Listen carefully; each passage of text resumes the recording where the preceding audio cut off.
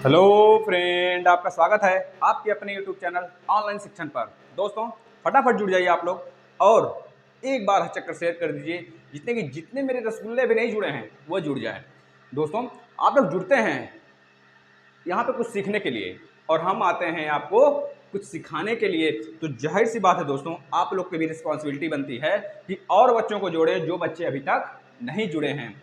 आज आपका होगा लाइव टेस्ट दोस्तों।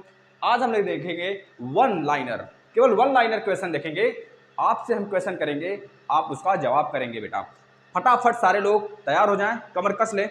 और आज का लाइव टेस्ट सारे बच्चे के पास जाना चाहिए। सारे बच्चे के पास मतलब सारे बच्चे के पास, एक भी बच्चा छूटने ना पाए जो डीएलएड के एग्जाम को फोड़ने वाला है। फटाफट आप लोग जुड़ जाइए। तो आज हम, क्योंकि आपका ज्योग्राफी का पोर्शन पूरा फिनिश हो चुका है, अगर एकाध भी टॉपिक कहीं से छूट रही है तो आप लोग कमेंट करेंगे, उसका वीडियो हम जरूर बनाएंगे।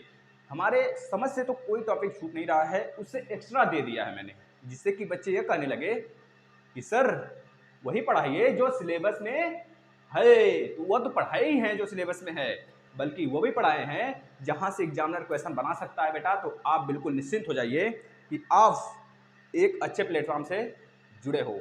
बिल्कुल सावधानी के साथ आप लोग पढ़ाई करिए अपना। चलिए हम लोग स्टार्ट कर लेते हैं अपना क्वेश्चन। सारे बच्चे करेंगे और आपके यह सीरीज से है, आपके सिलेबस से है। तो जो भी क्वेश्चन यहाँ पे होगा सारे क्वेश्चन का आप जवाब देंगे। ठीक है, एक बार फटाफट आप शेयर कर देंगे और किसी की बातों को ध्यान नहीं देंगे। अन्यथा कुछ बच्चे हैं जो हमको अपंग करते हैं, बोलते हैं भैया कि सर आप बोलते बहुत ज़्यादा हो। अरे यार, बोलेंगे नहीं तो पढ़ाएंगे कैसे, पहले बताओ तो। बिना बोले अगर पढ़ाने का कोई आइडिया हो ना तो बता दो, उस तरह पढ़ा दिया करें हम। ठीक है, आप पढ़ लिया करो। उनका नाम शायद कोई खान करके है, तो बता दें अगर उनके पास कोई आइडिया है तो बताएं हो। ठीक है बच्चा, नहीं तो आप लोग पढ़ें। चलिए आज का पहला क्वेश्चन, भारत के बारे में आपको बताना है। भारत का स्थल मंडल के कुल क्षेत्रफल का, भारत का जो स्थल मंडल है कुल क्षेत्रफल का कितना भाग है। भारत का जो स्थल मंडल है बेटा, स्थल मंडल, भारत का स्थल मंडल कुल क्षेत्रफल का, कुल क्षेत्रफल का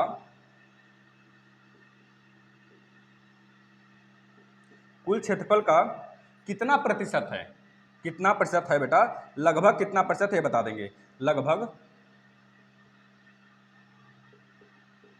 कितना परसेंटेज है भारत का, बताएं फटाफट। ऑप्शन दे दें। चलिए ऑप्शन नंबर ए ले लीजिए 2.4, ऑप्शन नंबर बी ले लीजिए 2.6, ऑप्शन नंबर सी ले लीजिए 3.4, ऑप्शन नंबर डी ले लीजिए बेटा 3.6। सारे बच्चे आंसर करेंगे, सारे बच्चे, हम आपका कमेंट भी देख रहे हैं। सारे बच्चे आंसर करें, एक भी बच्चा छूटने ना पाए, सारे बच्चे। चलिए चलिए चलिए मेरे शेरों, कितना हो जाएगा। भारत का कुल स्थल मंडल का जो क्षेत्रफल है वो कितना है। कुल स्थल मंडल का अगर देखा जाए, भारत का लगभग क्षेत्रफल कितना भाग है ना कुल स्थल मंडल का। हाँ बेटा, सारे सारे बच्चे, वेरी गुड बच्चा, 2.4% है। यानी कि स्थल मंडल की अगर बात करें तो भारत का केवल हिस्सा, भारत का केवल भारत का हिस्सा जो है वो पूरे स्थल मंडल का 2.4% है। 2.4% है, मतलब कि भारत जो अपना हिस्सेदारी, स्थल मंडल का हिस्सेदारी पूरे वर्ल्ड में शेयर करता है, मात्र और मात्र 2.4% शेयर करता है। इसको आप नोट कर लेंगे, यहां से क्वेश्चन आ सकता है। नेक्स्ट क्वेश्चन बताइएगा। भारत का क्षेत्रफल संसार के क्षेत्रफल का 2.4% तो है, परंतु इसकी जनसंख्या कितनी है। भारत का क्षेत्रफल पूरे संसार के क्षेत्रफल का कितना परसेंट है। 2.4% तो है, लेकिन इसकी जनसंख्या कितनी परसेंटेज है पूरे संसार का। इसकी जनसंख्या का परसेंटेज बता दीजिए, जनसंख्या का। चलिए जनसंख्या का परसेंटेज कितना है, कितना प्रतिशत है पूरे संसार का, पूरे संसार का। फटाफट सारे बच्चे बताएंगे। इसका अगर ऑप्शन लेना है आपको, ऑप्शन ले लीजिए। आप लोग क्या ले लेंगे, ऑप्शन नंबर ए ले लीजिए 17.5%, ऑप्शन नंबर बी ले लीजिए 17.8%, ऑप्शन नंबर सी ले लीजिए 18%। आफ्टर नंबर डी ले लीजिए बेटा 19.5%। फटाफट सारे बच्चे बताएंगे 19.5% होगा कि 17.5% होगा कि 17.8 होगा कि 18 होगा। सारे बच्चे का आंसर आना चाहिए, सारे बच्चे। शाबाश मेरे शेरों, शाबाश मेरे शेरों, मेरे रसगुल्लों, मेरे साथियों, शाबाश, वेरी गुड वेरी गुड। क्या हो जाएगा? 17.5% इज ए राइट आंसर आपका। यह पूरे संसार का जनसंख्या के हिसाब से देखा जाए तो भारत दूसरे नंबर पे आता है, दूसरे नंबर पे आता है बेटा। अगर पहले नंबर की बात किया जाए तो पहले नंबर पे चाइना आ जाता है, चीन आ जाता है बेटा, चीन आ जाता है। ठीक है ना, ये बात याद रखेंगे। लेकिन यह भी बोला गया है 2027 जाते जाते भारत वर्ल्ड का पहला, यानी कि पहला जनसंख्या में सबसे बड़ा देश हो जाएगा। आपको पता होना चाहिए। यह सेंसस 2011 के अकॉर्डिंग है बेटा। यह क्वेश्चन आपके एग्जाम में पूछा गया है। चलिए नोट करिए, इरेज करते हैं, नेक्स्ट क्वेश्चन की तरफ चलते हैं। एक बार आप लोग शेयर करिए उन बच्चों को, उन रसगुल्लों को जोड़िए जो रसगुल्ले अभी तक नहीं जुड़े हैं भैया। फटाफट सारे बच्चे शेयर करेंगे। आपका सिलेबस खत्म हो चुका है अभी ज्योग्राफी वाला। अब स्टार्ट करेंगे पॉलिटी का।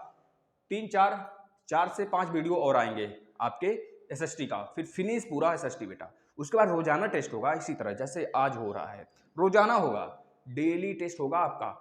जैसे कि साइंस में कुछ ही एक आध दी पार्ट आपका छूटा हुआ है, उसको पढ़ाने के बाद आपका साइंस भी फिनिश। समझ रहे हैं? मैथ तो फिनिश हो चुका है भैया। मैथ की प्लेलिस्ट आप देखिए, उसमें से अपना रिवीजन करिए। चलिए, भारत का विस्तृत है, भारत विस्तृत है, आपको बताना है भारत का जो यहाँ पे ईस्ट नॉर्थ वाला पॉइंट है सबसे, भारत में केवल केवल इंडिया की बात कर रहे हैं बेटा। इंडिया में सबसे नॉर्थ वाला पॉइंट है, और सबसे दक्षिण वाला, सबसे साउथ वाला जो पॉइंट है, और सबसे ईस्ट वाला जो पॉइंट है, और सबसे वेस्ट वाला पॉइंट है, उसका सारे का नाम बता दीजिए। सारे बच्चे बताएंगे अक्षांशी लाइन कौन सा यहाँ से जाती है, यहाँ से कौन सी अक्षांशी लाइन जाती है, बताएंगे सारे बच्चे। सारे बच्चे बताएंगे कि भारत से, भारत में अगर भारत की संरचना अगर हम बना दें बेटा, जैसे कि आप लोग देखते हैं, अगर गलती से मैप बनाया जाए भारत को इस कदर बनेगा, तो सबसे दक्षिणतम अक्षांश स्थलीय सीमा का, और सबसे उत्तरी अक्षांश, और सबसे पश्चिमी अक्षांश भारत का यह वाली, और सबसे पूर्वी अक्षांश, ये चारों के चारों आप बताइए, फटाफट लिख के बताइए। ईस्ट वाला क्या है आपका, वेस्ट वाला कौन सा है, और नॉर्थ वाला और साउथ वाला कौन सा है, फटाफट। तो हम यहाँ पे लिखेंगे, आप लोग देखेंगे। हाँ सारे बच्चे, सारे बच्चे, सारे बच्चे शेयर करें। हाँ हाँ बहुत सही, शाबाश मेरे शेरों, शाबाश शाबाश शाबाश, हाँ शाबाश, ठीक है बेटा, ठीक है, बहुत सही। हाँ देखिए, अगर बात करते हैं मुख्य भूमि का, मुख्य भूमि का बात करते हैं सबसे साउथर्न पॉइंट, तो कन्याकुमारी के पास आपको पता होगा 8 डिग्री 4 मिनट, 8 डिग्री 4 मिनट उत्तर से लेकर बेटा, उत्तर से, देखिए नाम उत्तर है, उत्तर का नहीं है, नाम उत्तर है, उत्तरी अक्षांश से बोलते हैं, क्योंकि जो भारत का लोकेशन है पूरे वर्ल्ड में वो उत्तर, मतलब कि बेटा किधर है, नॉर्थ और ईस्ट में माना जाता है।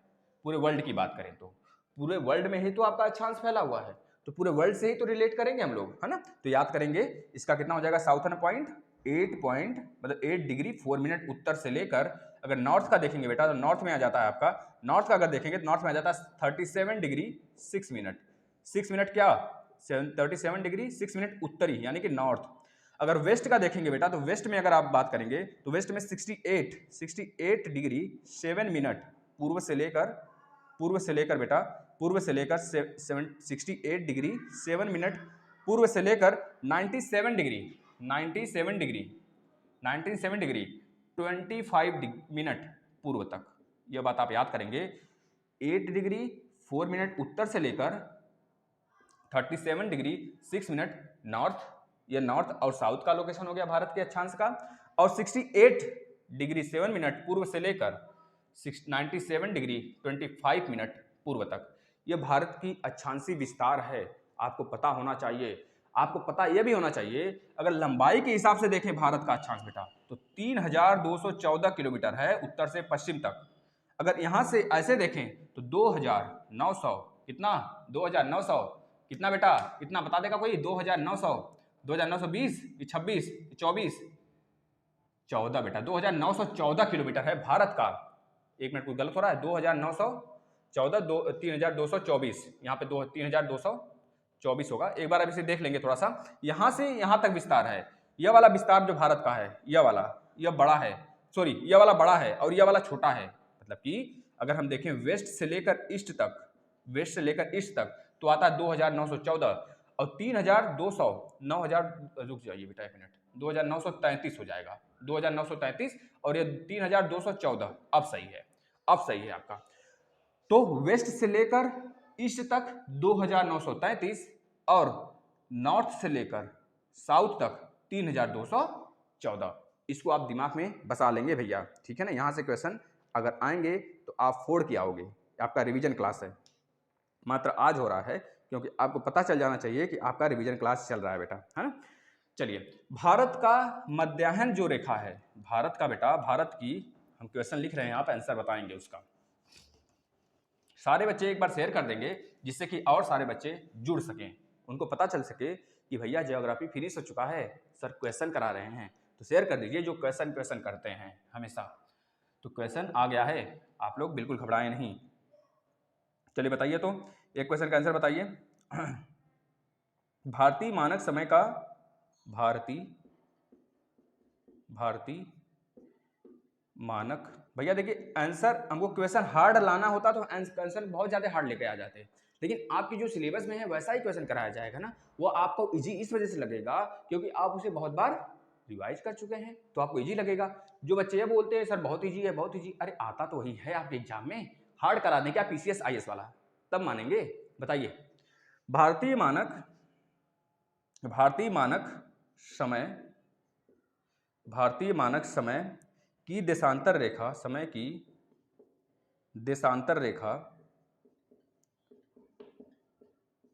देशांतर रेखा, देशांतर रेखा 82 डिग्री 30 मिनट कहां से गुजरती है? भारत के कहां से गुजरती है, गुजरती है? बताइए, एकदम एग्जैक्ट लोकेशन बताना है आपको। सारे बच्चे बताएंगे, सारे बच्चे, केवल वन लाइनर, इसमें ऑप्शन भी नहीं देंगे। चलिए बताइए, तो सारे बच्चे बताएंगे। दिमाग को थोड़ा बुस्ट करिए बेटा, बुस्ट लाइए अपने अंदर। ऑप्शन से तो खेल रहे हैं आप, हमें पता है, ऑप्शन देखते ही कुछ बच्चे पहचान जाते हैं, लेकिन अगर ऑप्शन ना मिले, अगर वन लाइनर क्वेश्चन आ जाए तो कैसे करेंगे आप? फटाक से सारे बच्चे देखिए। इलाहाबाद तो है, इलाहाबाद में कहाँ है यह बताना है आपको, इलाहाबाद में कहाँ है आपको यह बताना है। चलिए बताइए, तो बताइए। हाँ शाबाश, मैं ऐसे रहा हूँ। इलाहाबाद में, इलाहाबाद यानी कि प्रयागराज, इलाहाबाद में नैनी, नैनी बेटा याद रखेंगे, नैनी। चलिए, म्यांमार से उभयनिष्ठ सीमा नहीं है, आपको ऑप्शन देंगे, आप बताना है, आपको बताना है। म्यांमार से सटने वाला कौन सा भारतीय राज्य नहीं है? म्यांमार से बात करने बेटा। देखिए हम आपको ऑप्शन देते हैं। Option number A Assam, option number B Tripura, Tripura नहीं मिजोरम ले लीजिए, Mizoram, Mizoram. Option number C ले लीजिए Arunachal Pradesh, option number D ले लीजिए नागालैंड। बताइए इसमें कौन सा ऑप्शन राइट होगा जो कि म्यांमार से सीमा साझा नहीं करता है? सारे बच्चे आंसर करेंगे, सारे बच्चे आंसर करेंगे, मतलब सारे बच्चे आंसर करेंगे, सारे रसगुल्ले आंसर करेंगे, एक भी रसगुल्ला छूटना नहीं चाहिए भैया, सारे मेरे रसगुल्ले आंसर करेंगे, फटाफट बताएंगे। असम होगा कि मिजोरम होगा कि अरुणाचल प्रदेश होगा कि नागालैंड होगा? सारे बच्चे, सारे बच्चे, शाबाश मेरे शेरों। देखिए आपको हीरो बना के छोड़ना है मुझे, हीरो बनाएंगे बेटा तभी तो आप अच्छे मार्क्स लाओगे। और एक आंख भी, अरे सोचना भी नहीं है बैक का बे, बैक कभी आना ही नहीं चाहिए, बैक मतलब कुछ नहीं होता है, बैक नहीं आना चाहिए आप लोग का बेटा, समझ लीजिए। और बताएंगे आप इसका answer, right answer Assam, Assam तो यहाँ पड़ता है बीच में, और इधर आपका त्रिपुरा, फिर मिजोरम, फिर यहाँ पे आपका त्रिपुरा, मिजोरम, फिर उसके बाद मणिपुर, फिर नागालैंड, फिर उसके बाद ऊपर अरुणाचल प्रदेश। तो इधर वाले राज्य तो शेयर करेंगे ही बॉर्डर ना, समझ रहे कि नहीं? ये सारे के सारे इधर ही वाले तो हैं, और ये असम बीच में हो गया, यहाँ पे आपका मेघालय हो जाता है, तो कहाँ से शेयर करेगा? समझ रहे कि नहीं? चलिए राइट आंसर इसका आप बता दिए असम। नेक्स्ट क्वेश्चन का आंसर बता देंगे। डूरंड लाइन भारत की सीमा निर्धारित करती है, किस राज्य से डूरंड लाइन भारत की सीमा को साझा करती है? सारे बच्चे आंसर करेंगे। फिर से क्वेश्चन सुनिए कि क्वेश्चन लिख देते हैं। चलिए बताइए, Durand line, Durand line, Durand रेखा, डूरंड रेखा भारत का, भारत के साथ जोड़ती है, के साथ, बॉर्डर मतलब कि साथ जोड़ता है। बताइए किसको जोड़ता है, किस देश को जोड़ता है? ऑप्शन भी दे दें आपको? ऑप्शन नहीं देंगे, किसी को ऑप्शन नहीं देना है इस बार। ऑप्शन नहीं बेटा, आप लोग बिना ऑप्शन के बताएंगे। ऑप्शन के बिना बताना है। डुरंड रेखा जो है भारत के साथ किसकी सीमा पे साझा करता है, या फिर किसका बॉर्डर बनाता है, किस देश का, है ना? बताइए। अरे ये तो नहीं भूल गए आप लोग ना कि भारत का कितने पड़ोसी देश हैं? अगर ये भूल गए भैया तो बहुत बुरा होगा, क्योंकि आपको पता है भारत में 15,200 किलोमीटर तक स्थलीय मार्ग है। स्थलीय लंबाई है भारत की दूसरे देशों से। सबसे बड़ा बांग्लादेश के साथ है, बांग्लादेश के साथ है। कितना है? 4096.7 किलोमीटर है। इसके बाद चीन के साथ है, चीन के साथ है कितना है भैया? 3448 किलोमीटर है, याद रखेंगे। फिर उसके बाद पाकिस्तान के साथ है, पाकिस्तान के साथ कितना है? 3323 किलोमीटर है। यह बात आपको पता होना चाहिए। सबसे छोटा अफगानिस्तान के साथ है, अफगानिस्तान के साथ है कितना है? 106 किलोमीटर, मात्र 106 किलोमीटर है। और वही आपका राइट आंसर हो जाएगा, अफगानिस्तान। अफगानिस्तान से ही बेटा डुरंड लाइन भारत के साथ बॉर्डर शेयर करता है। जैसे मैकमोहन है, मैकमोहन जो है वो चाइना के साथ बॉर्डर शेयर करता है भारत, चीन के साथ बेटा।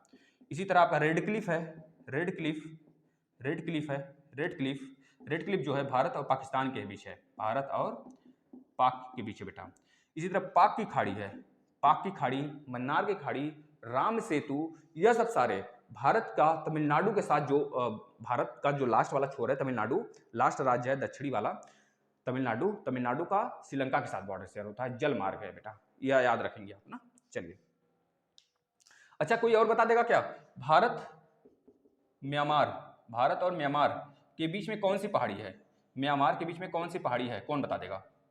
म्यांमार के बीच में कौन सी पहाड़ी है? सारे बच्चे आंसर करेंगे। भारत और म्यांमार के बीच में कौन सी पहाड़ी है? कौन सी पहाड़ी दोनों के बीच में बॉर्डर शेयर करता है? सारे बच्चे बताएंगे।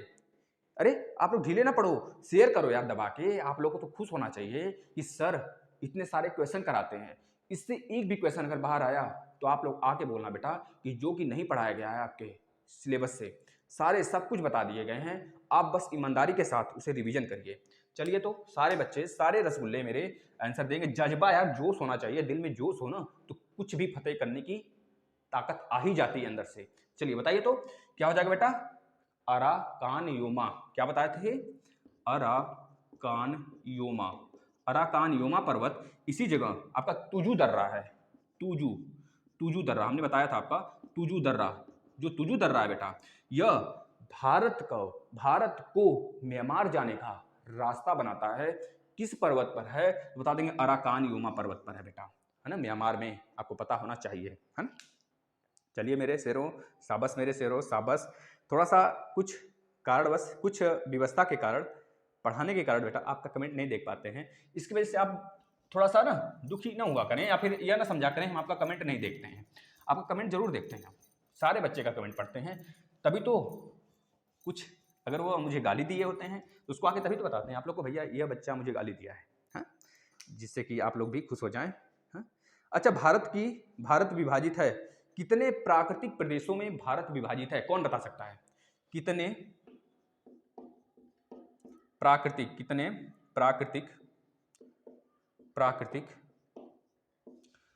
प्रदेशों में भारत विभाजित है? कौन बताएगा? आपको बहुत विधिवत तरीके से पढ़ाया गया बेटा, विधिवत तरीके से पढ़ाया गया है। और यह क्वेश्चन आपको थ्योरी वाले क्वेश्चन में आपको देखने को मिल जाएंगे आपके पेपर में।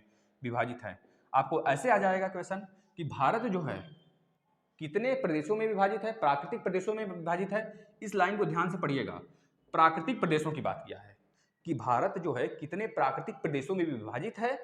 इस पे टिप्पणी लिखिए या फिर इसका पूर्ण डेफिनेशन लिखिए अच्छे तरीके से, जितने भाग में विभाजित है सबका।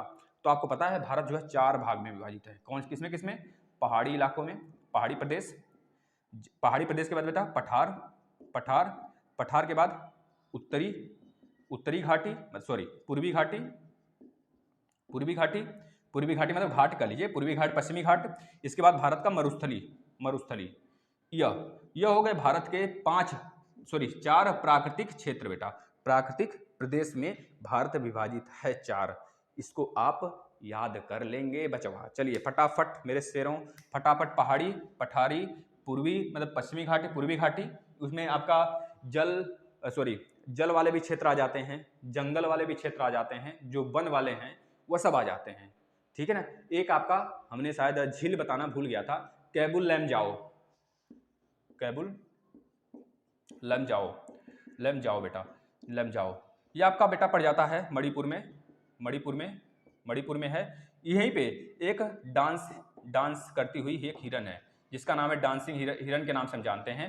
यह बेटा उस पर जब एक फुमदी, जो कैबुल लैमजाओ है, यह एक आपका राष्ट्रीय उद्यान भी है और झील भी है, ठीक। याद रखेंगे, यहीं पे एक झील है, उस झील में इस तरह का फुमडी बना हुआ है। जब हिरन जो है एक फुमडी से दूसरे फुमडी पे जब छलांग मारती है, तो ये फुमडी पूरा हिलने लगता है, ऐसे ऐसे हिलने लगता है। इस वजह से इस पूरे उद्यान को बोलते हैं झूलती हुई उद्यान। तो आपसे पूछा जाए झूलती हुई एकमात्र उद्यान भारत के किस राज्य में है, तब भी आप लगाएंगे मणिपुर। अगर आपसे पूछता है कैबुल लैमजाओ झील, कैबुल लैमजाओ राष्ट्रीय उद्यान कहां पर है, तो बता देंगे बेटा आपका मणिपुर में है। यहीं पे डांसिंग नाम की हिरन पाई जाती है, ठीक है बच्चे। चलिए मेरे शेरों, आप लोग को बहुत सारी चीजें हम क्लियर करते हुए चलेंगे, आप लोग बिल्कुल अच्छे तरीके से पढ़ते चलें, ठीक है बेटा। नेक्स्ट क्वेश्चन की बात कर लेते हैं। चलिए अब किस पे चल जाएं। हाँ, भारत का दूरस्थ, समदूरस्थ दक्षिणी बिंदु बता दीजिए। सारे बच्चे कमेंट करें। समदूरस्थ दक्षिणी बिंदु, पूर्वी बिंदु, पश्चिमी बिंदु, सब बताएंगे आप, सारे के सारे सब कुछ बताएंगे। भारत का समदूरस्थ सबसे दक्षिणी स्थान, सबसे दक्षिणी पॉइंट कहां पर है, किस स्थान पर है, बताइए सारे बच्चे। तो बता देंगे आप, भारत का जो अंडमान निकोबार वाला ये आइलैंड है बेटा, आइलैंड है, इसमें जो निकोबार जो आपका यह आपका क्या बोलते हैं, ग्रेट निकोबार, यहाँ पे कार निकोबार है या ग्रेट निकोबार है, तो ग्रेट निकोबार पे यहाँ पर एक पॉइंट है जिसको बोलते हैं इंदिरा पॉइंट। बेटा क्या पॉइंट बोलते हैं, इंदिरा पॉइंट के नाम से उसे जानते हैं, याद कर लेंगे आप लोग को याद कराए थे बहुत विधिवत।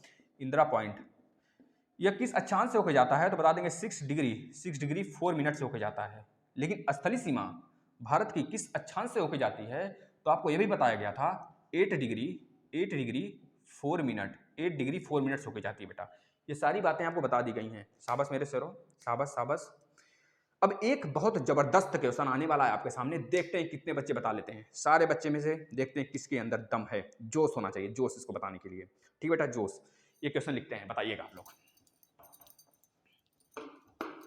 अरे दक्षिणतम आपका इंदिरा पॉइंट, इंदिरा काल, किबिथु और आपका वालांगू,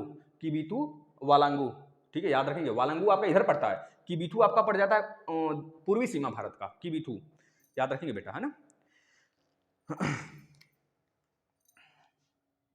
हाँ, एक क्वेश्चन करिएगा, बहुत जबरदस्त क्वेश्चन है। यदि अरुणाचल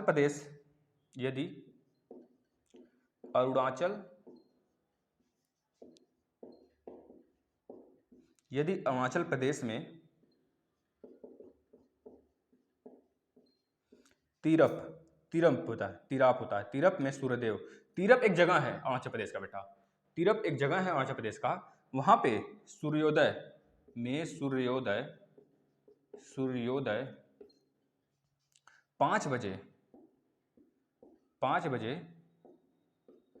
5 बजे प्रातः, मतलब IST लिख लीजिए, इंडियन स्टैंडर्ड टाइम के अनुसार 5 बजे प्रातः होता है।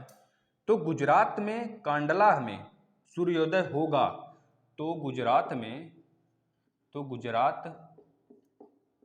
के कांडला बंदरगाह भी है, आपको पता है ना, कांडला में सूर्योदय होगा। कितने बजे होगा सूर्योदय, कौन बच्चा बता देगा।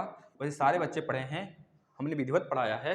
जो बच्चे थ्योरी की क्लास नहीं देखे हैं, अभी भी उनके पास टाइम है, वो जाएं प्लेलिस्ट में, फटाफट रिवीजन करें। बताइए इसका आंसर, 1 लाइनर, कोई ऑप्शन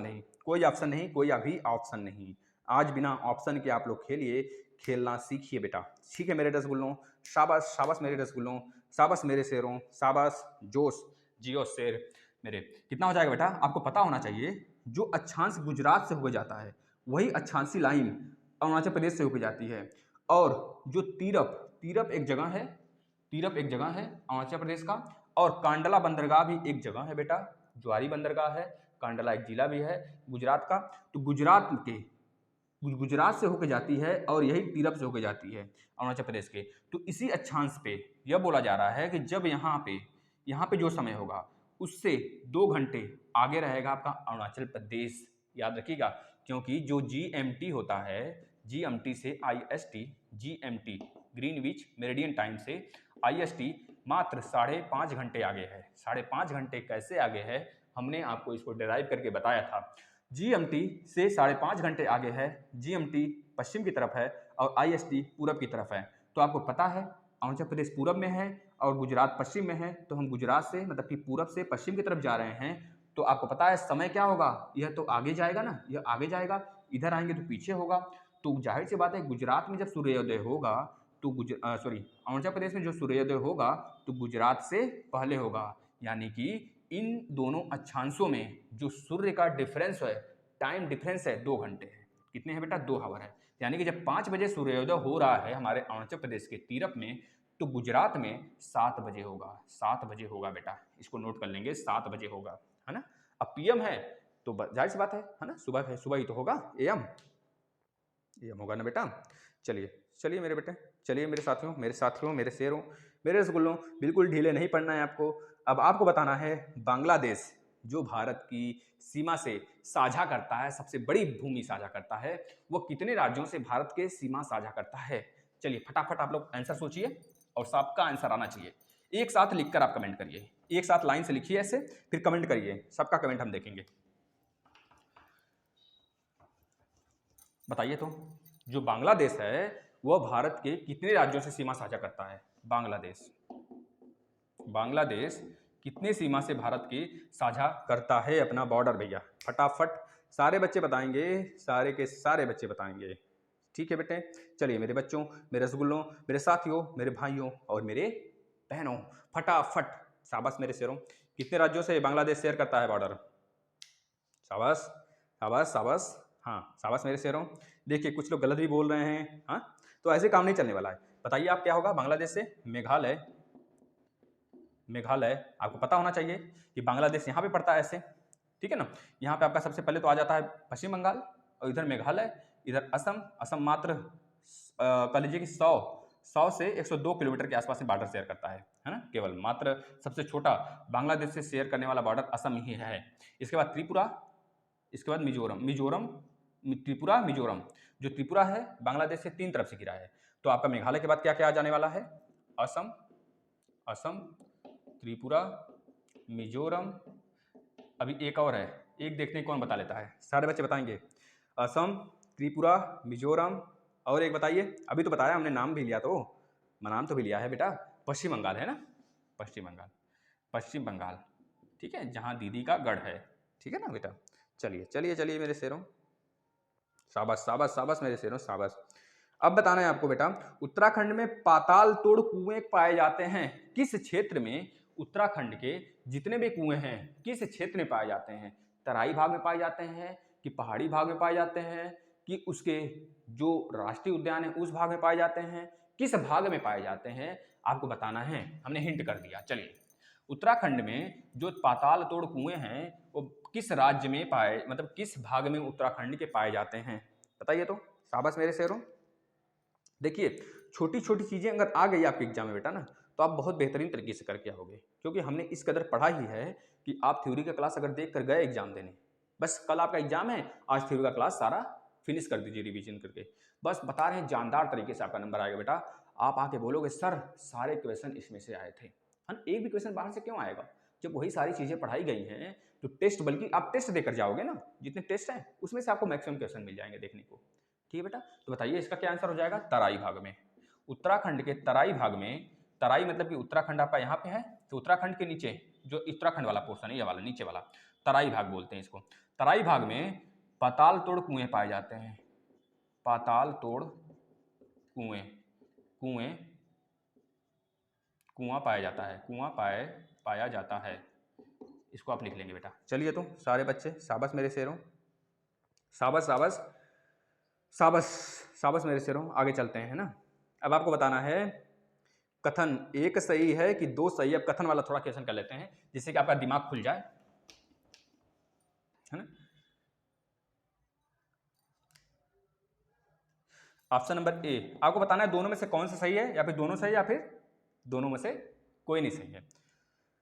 हिमालय, हिमालय, हिमालय से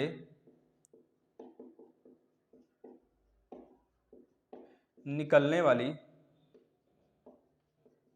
वाली सभी नदियां सतत वाहिनी हैं, सतत वाहिनी हैं, सतत वाहिनी है बेटा। यह तो ऑप्शन ए हो गया, मतलब ए आपको बताना है सही है कि गलत है, और बी भी बताना है आपको सही गलत है। हिमालयन नदियां का उद्गम स्रोत हिमानियों में स्थित है। हिमालय की जितनी नदियां हैं, हिमालय की जितनी भी नदियां हैं, हिमालय की नदियों का उद्गम स्थान, उद्गम स्थान हिमानी क्या है बेटा, उद्गम स्थान इसके क्या है, हिमानी में स्थित है। हिमानी मतलब कि जो वहां पे ग्लेशियर हैं, हिमानियों में स्थित है, या फिर कह लीजिए वहीं से होता है। चलिए बताइए तो राइट आंसर, शाबाश मेरे शेरों। कौन सा इसमें सही है और कौन सा गलत है? अगर दोनों सही है तो दोनों सही होना चाहिए, अगर दोनों गलत है तो बताइए दोनों गलत है। बताइए बताइए बताइए।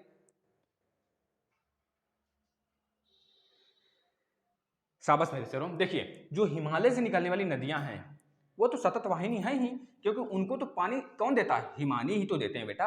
अब ऐसा तो है नहीं कि जो दक्षिण भारत की नदियां हैं उसे तो हम अधिकतर में नाले बोलते हैं, क्योंकि अगर बारिश हुआ तो नदी बहेगी, नहीं तो फिर नाला बन के रहती है। लेकिन जो हिमालय की नदियां हैं अगर बारिश हुआ तब तो ठीक है, बहुत भर भर के पानी आएगा, आराम से खादर मिट्टी बहा के लेकर आएंगे सब, और उपजाऊ मिट्टी लाएंगे, वहां पे हमने धान और गेहूं की खेती आराम से करेंगे।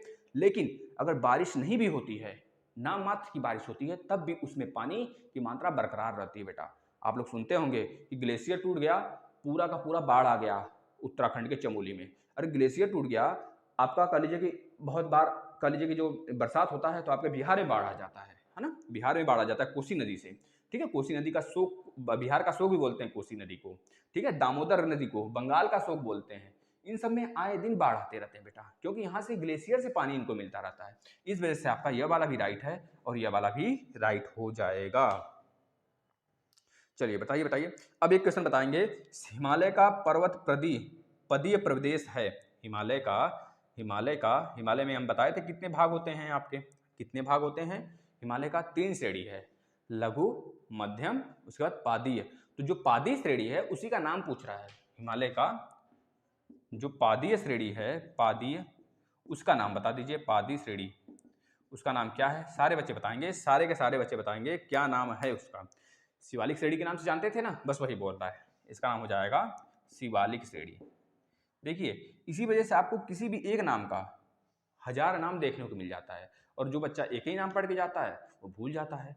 शिवालिक श्रेणी हिमालय श्रेणी का सबसे निचला श्रेणी है बेटा। यहीं पर मैक्सिमम आपको आपको जड़ी बूटियां मिलते हैं, बाबा रामदेव वाला, वो सब इसी जगह मिलता है। जय हो बाबा रामदेव। ठीक है बेटा, चलिए। अरे मेरे मुन्नो, क्यों परेशान होते हो आप लोग? बिल्कुल क्वेश्चन के दिमाग में छेद करके आएंगे हम लोग। इस कदर आप पढ़ ही रहे हो, ठीक है बेटा, इस कदर आप पढ़ ही रहे हो कि क्वेश्चन आपसे फूट जाए, ऐसा ना हो कि क्वेश्चन आपसे छूट जाए बेटा। क्वेश्चन को छोड़ना नहीं है, एक भी क्वेश्चन छोड़ना नहीं है, आपको रिवीजन करके जाना है, सारे क्वेश्चन को फोड़ के आना है बेटा। चलिए नेक्स्ट क्वेश्चन बताएंगे आप लोग। भारत में सबसे प्राचीन पर्वत श्रृंखला बताइए। भारत में अभी भारत का सबसे प्राचीन पर्वत श्रृंखला बताइए। ये आपके सीरीज से है, ये आपके सीरीज के क्वेश्चन है बेटा, ये आपकी सीरीज का क्वेश्चन है। आप फटाक से बता देंगे भारत का सबसे प्राचीन, या फिर कह लीजिए भारत में सबसे नई भी बता देंगे। नई और मोड़दार, नए और मोड़दार और मोड़दार पर्वत का नाम बता दीजिए। पर्वत श्रृंखला का नाम बता दीजिए। श्रृंखला का नाम बताइए, का नाम। चलिए तो दोनों चीज बताइए आप। भारत का सबसे प्राचीन श्रृंखला पर्वत का नाम बता दीजिए, उसकी सबसे ऊंची चोटी का भी नाम बता दीजिए। उसकी सबसे ऊंची चोटी किस जिले में है, जिस राज्य में भी वो है, आपकी सबसे पुरानी पर्वत श्रृंखला, उसकी सबसे ऊंची चोटी किस जिले में है वो भी बता देंगे, और सबसे नई श्रृंखला का नाम भी बता देंगे। यह तो बच्चे बच्चे को पता होगा, जिसका नाम बेटा क्या है बता देंगे, हिमालय, हिमालय श्रेणी। हिमालय का उत्थान निरंतर चल रहा है और आज भी वो ऊपर उठ रहा है। अभी हाल ही में 0.84 सेंटीमीटर का अनुमान के नज़र से बढ़ाया गया है, किसके 0.84 मीटर, बेटा यहाँ पे मीटर होगा ना, पॉइंट लगा दिए ना, अगर 840 होता तब सेंटीमीटर में हम लिख सकते थे, लेकिन 0.84 इसको मीटर में लिखेंगे, है ना। अब आपका एक काम है, हिमालय की टोटल ऊंचाई बता देंगे, हिमालय की कुल ऊंचाई कितनी है आप कमेंट करेंगे। अभी हाल में संशोधन किया गया नेपाल प्लस चीन द्वारा, इन दोनों ने मिलकर बेटा 60 गार्ड बैठा के दोनों बढ़ा दिए हिमालय का ऊंचाई। यह बता देंगे तो इसका नाम हो जाएगा अरावली। अरावली पर्वत श्रृंखला बेटा आपको पता है राजस्थान में है, राजस्थान में एक माउंट आबू एक जगह है, माउंट आबू में ही गुरु शिखर नाम का एक पर्वत चोटी है, जो कि अरावली की सबसे ऊंची चोटी है। इसी गुरु शिखर से एक नदी निकलती है जिसका नाम है लूनी नदी। यह गुजरात के कच्छ के रण में आके विलीन हो जाती है, और पूछा जाता है आपसे कि एकमात्र नदी का नाम बताइए जो कि भारत में ही निकलती है और भारत में ही अस्तित्व खत्म कर लेती है बेटा, तो क्या हो जाएगा आपका लूनी नदी। फटाफट सारे बच्चे बता देंगे, ठीक है। चलिए, दक्षिण भारत की सबसे ऊंची चोटी का नाम बता दीजिए। हाँ, सबसे ऊंची चोटी का नाम बता दीजिए, और दूसरी सबसे ऊंची चोटी का भी नाम बता देंगे। जो बच्चा बताएगा मजा आ जाने वाला है, आज मजा आ जाने वाला भैया। अभी 2 ही दिन हुए आपको इसको पढ़ाए बेटा, कल ही पढ़ाए थे आपको, है ना। बताइए तो दक्षिण भारत की सबसे ऊंची चोटी का नाम बताइए, और दूसरी सबसे ऊंची चोटी का भी नाम बताएंगे आप, क्या नाम है। और यह भी बता देंगे कि जो चोटी है, सबसे ऊंची चोटी और दूसरी सबसे ऊंची चोटी किस पहाड़ी श्रृंखला पर है, इसका भी नाम बताइए फटाफट। पहला क्वेश्चन, भारत यानी कि दक्षिण भारत की सबसे ऊंची चोटी का नाम बताइए। और दूसरा क्वेश्चन, दक्षिण भारत की दूसरी सबसे ऊंची चोटी का नाम बताइए। फटाफट सारे बच्चे बताएंगे। जो दक्षिण भारत की सबसे ऊंची चोटी है उसका नाम कौन बताया, अभी देख लेते हैं हम। कौन बताया भैया, कोई नहीं बताएगा। अरे बताइए मेरे शेरों, बताइए। या फिर आपसे अगर पूछ ले प्रायद्वीपीय भारत की सबसे ऊंची चोटी, या फिर पूछ ले दक्षिण भारत की सबसे ऊंची चोटी, तो आप बताएंगे हमेशा बेटा अनाईमुदी। क्या बताएंगे, अनाईमुदी बताएंगे, जो कि अन्नामलाई श्रेणी पर स्थित है। अनामलाई श्रेणी पर स्थित है। अनाईमुदी गांठ से निकलती है, ठीक है, याद रखेंगे, अनाईमुदी गांठ से निकलती है अनामलाई। इसी अनाईमुदी पर अगर देखेंगे नीचे की पहाड़ियां, ऐसे अनाईमुदी गांठ है, इस नीचे की तरफ आ जाता है आपका क्या बोलते हैं, कार्डमम की पहाड़ी बोलते हैं। और इसी गांठ से इस तरफ यानी कि तमिलनाडु की तरफ, इसका नाम है पलामू की पहाड़ियां, पलानी की पहाड़ियां बेटा, पलानी आप पलामू बोलिए। उत्तर की तरफ यही पड़ जाता है आपका अनाईमुदी यानी कि अनामलाई बोलिए या फिर अनाईमुदी बोलिए। इसी अनामलाई श्रेणी पर स्थित है आपका भारत की सबसे ऊंची चोटी, जिसका नाम है अनाईमुदी बेटा, याद रखेंगे। सेकंड सबसे ऊंची चोटी, जो सेकंड लार्जेस्ट आपका शिखर है बेटा भारत का, दक्षिण भारत का या फिर प्रायद्वीपीय भारत का, उसका नाम है डोडा बेटा। यह किस श्रृंखला पर स्थित है, तो बता देंगे नीलगिरी पहाड़ियों पर स्थित है बेटा। नीलगिरी की चोटियों पर एक और पाया जाता है ऊटी एक पर्यटक स्थल है, यहाँ पे घूमने लोग आते हैं, और यही नीलगिरी भारत को, मतलब प्रायद्वीपीय भारत को जोड़ने का काम करती है। यह 3 राज्यों में फैली है, केरल,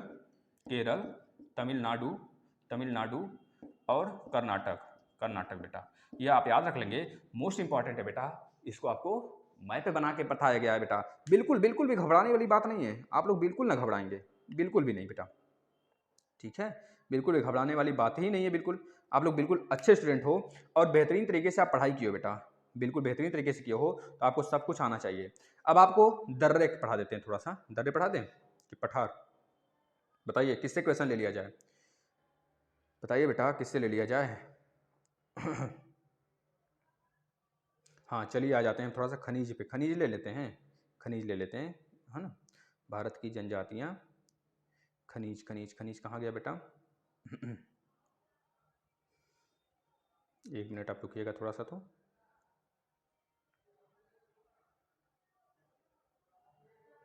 हाँ चलिए प्रपात पढ़ा देते हैं, जल प्रपात आपको थोड़ा सा, बस 4-5 क्वेश्चन और फिर इसके बाद सेशन समाप्त करते हैं।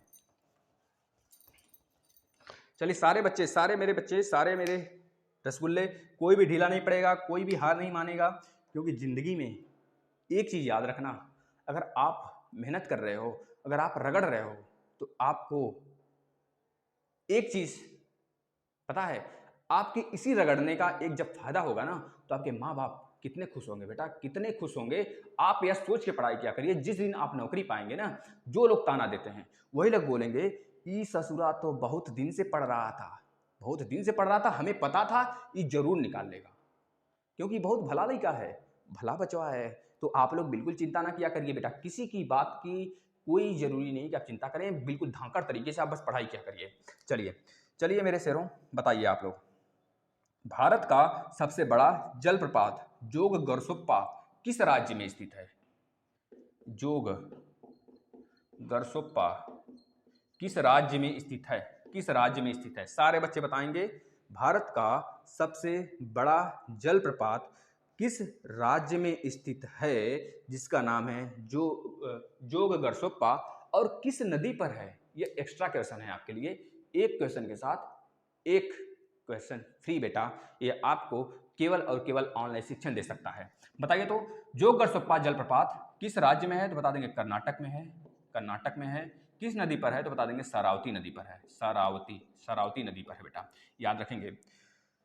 पूरे विश्व का सबसे ऊंचा जलप्रपात कुंचिकल जलप्रपात, कुंचिकल है, बताइए पूरे विश्व का सबसे ऊंचा जलप्रपात कौन सा है, बता देंगे आप, और किस देश में है बेटा, यह भी बता देंगे। चलिए आपके लिए एक क्वेश्चन, भारत के गोवा में स्थित जलप्रपात का नाम बता दीजिए। भारत के गोवा में स्थित जलप्रपात का नाम बता दीजिए, जलप्रपात, और एक नदी का भी नाम बताइए जिसको, उस नदी को गोवा का लाइफ लाइन बोला जाता है, लाइफ लाइन बोला जाता है। ठीक है बेटा, बता दीजिए। गोवा में एक ही मात्र एक ही नदी जो उसको लाइफ लाइन बोला जाता है, उसका नाम है मांडवी।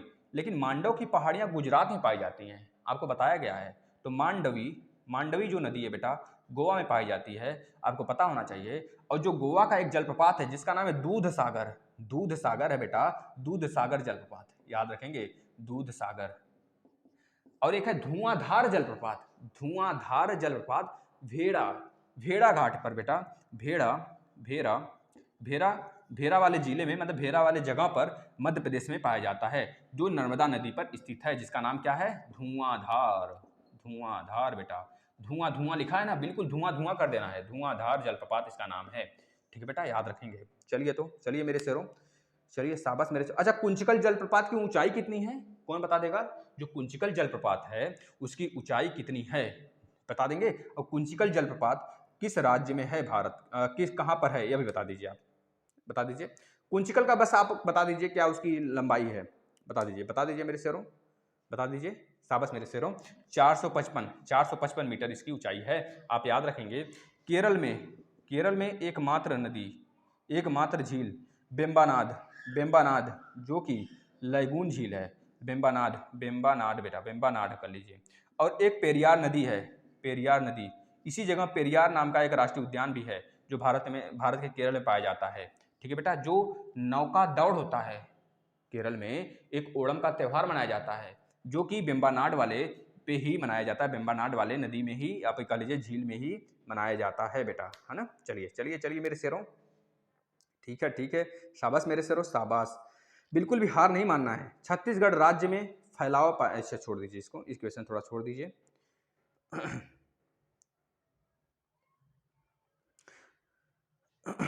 भारत में सर्वाधिक दैनिक तापांतर पाया जाता है, सर्वाधिक तापांतर भारत में कहां पाया जाएगा, थोड़ा सा दिमाग से सोचिए, क्योंकि आपको यह जलवायु वाले चैप्टर में हम पढ़ाए थे बेटा, सर्वाधिक तापांतर उसी राज्य में पाया जाता है जहाँ पर बारिश कम होता है, जहाँ पर बिल्कुल सूखी होती है, शुष्क प्रदेश होता है। तो शुष्क प्रदेश कहाँ पर है?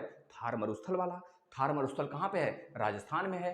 राजस्थान मतलब कि भारत और पाकिस्तान दोनों में फैला है थार मरुस्थल। भारत का एकमात्र थार मरुस्थल, सबसे बड़ा विश्व का थार मरुस्थल सहारा मरुस्थल, जो कि अफ्रीका के बिल्कुल उत्तर वाले इलाके में बेटा है ना। वहीं पे बहुत सारी हवाएं भी बहती हैं, उसको कभी हम बताएंगे इस टीम के बारे में। लेकिन आप समझ लीजिए, थार मरुस्थल भारत में पड़ता है, भारत के राजस्थान में पड़ता है, और भारत के राजस्थान में लगभग 60% के आसपास फैला हुआ है। भारत का जो राजस्थान है बेटा, राजस्थान के बिल्कुल दक्षिण की तरफ, और मध्य प्रदेश के पश्चिम की तरफ, यूपी के पश्चिम की तरफ, हरियाणा का दक्षिण की तरफ, इस वाले इलाके में पूरा का पूरा वो फैल रहा है ना। उसको रोकने के लिए भारत एक दीवार बनाने की कोशिश कर रहा है। कुछ राज्यों के विवाद के कारण नहीं बन सका, नहीं बन रहा है, लेकिन बनेगा आने वाले भविष्य में, तभी सही होगा। नहीं तो इसी तरह हमारा यूपी पश्चिमी वाला क्षेत्र पूरा पूरा बालू से घिर जाएगा। वहाँ पे बिल्कुल थार मरुस्थल एक हमको देखने को मिलेगा बेटा, बिल्कुल बालू वाला इलाका देखने को मिलेगा, और वह उसका भी तापांतर बढ़ जाएगा।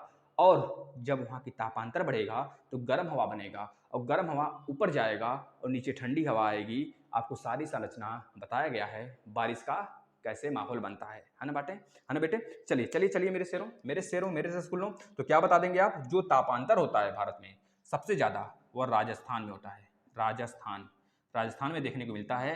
राजस्थान में नागफनी के हमको पेड़ वगैरह, पौधे वगैरह देखने को मिलते हैं, जिसमें ज़्यादा कटीले भाग होते हैं, ज़्यादा कटीले हिस्से होते हैं। इससे क्या होता है कटीले से सर? वो अपने आप को सुरक्षित रख पाते हैं, अपने आप को खाद्य पदार्थ ज़्यादा बना पाते हैं, जिससे कि वो क्या काम करते हैं बेटा?